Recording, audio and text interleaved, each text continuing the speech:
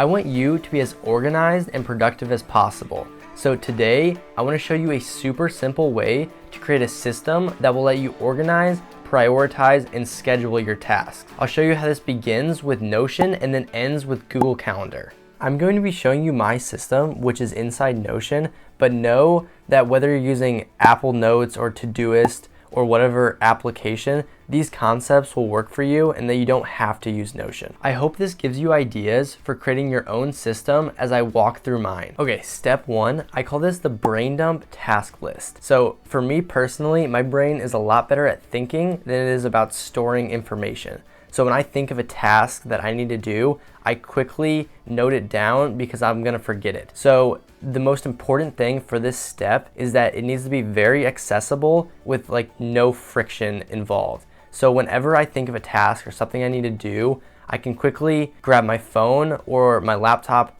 or my desktop because it's connected to all three and note what it is I need to do. So I can just go into Notion by getting things done and then type out a quick blurb of what it is I need to do. So whatever you use, I would recommend that it's across all of your devices, or if you're a physical pen and paper person, you need to make sure that Notepad is on you like everywhere you go, because you're gonna think of something and they're like, oh, don't have it with me, I can't write it down. So to avoid that, try to make it super accessible. Okay, step two is organize task priority.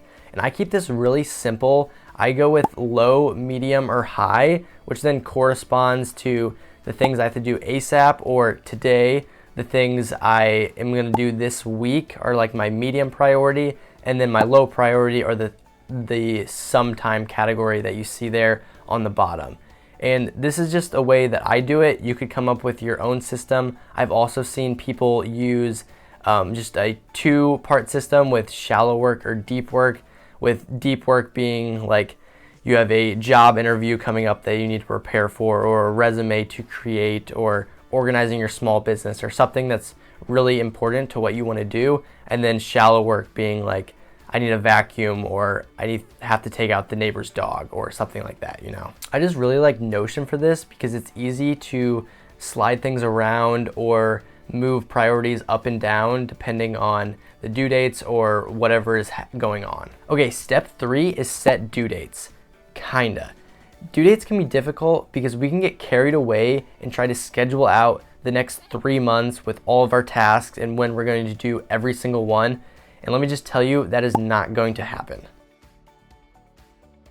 There are many tasks that require strict deadlines, like a job interview that's coming up, but there are also several tasks that don't need to be done on a specific day or time. So for me, I like to give myself flexibility, and when I assign a task or I'm just putting something in my brain dump section, I will just maybe apply the end of the week deadline or end of the month, or if it's like super not important, I'll put it like far out, just so I can remember that it's there, but I don't need to do it right away type of thing. I like this flexibility because personally, right when I think of the task, I don't know perfectly when I'm going to do that or when it needs to be done by. So as you'll see in a second, this will fit perfectly with our calendar setup. But before we get to my Google Calendar, if you're finding value in this video, please consider subscribing if you want to see more productivity tips and tricks.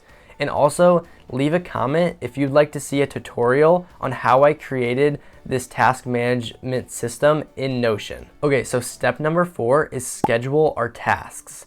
So at this point, we have created and prioritized our tasks, and now we need to actually get them done. So to do this, I use Google Calendar. But before you just go throwing your tasks on Google Calendar, I want to give you a few tips that I have learned over time. Because usually creating your own calendar starts off terribly and then gradually improves over time. Okay, so the first tip here is adding your repeating obligations to your calendar. So think your work, school, or church, or anything that you're gonna do every week, pretty much no matter what. Okay, so that probably filled up a decent chunk of your calendar, but then start adding things like your morning and night routines, and then add meals, other leisure activities, maybe monthly or weekly appointments, or any extracurricular thing you may be involved in. Okay, so at this point, probably a ton of your calendar is filled out depending on how many hours you're working or how many classes you are taking right now.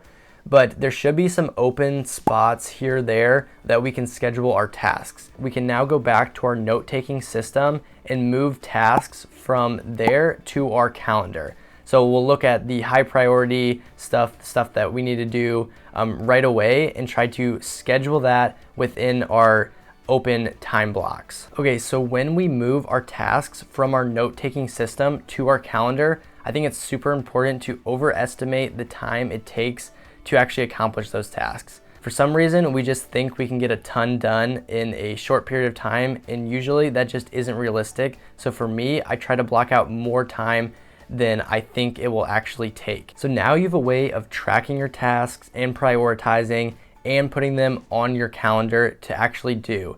And another good tip here is to check your calendar every day so you can actually see when you need to do your tasks. Because it's no good to create the tasks, prioritize them, schedule them, and then just to never check your calendar. So it's kind of common sense, but I would look at your calendar every morning and maybe even every night so you know what you're going to do for the following day. So that is my simple system to manage and schedule tasks.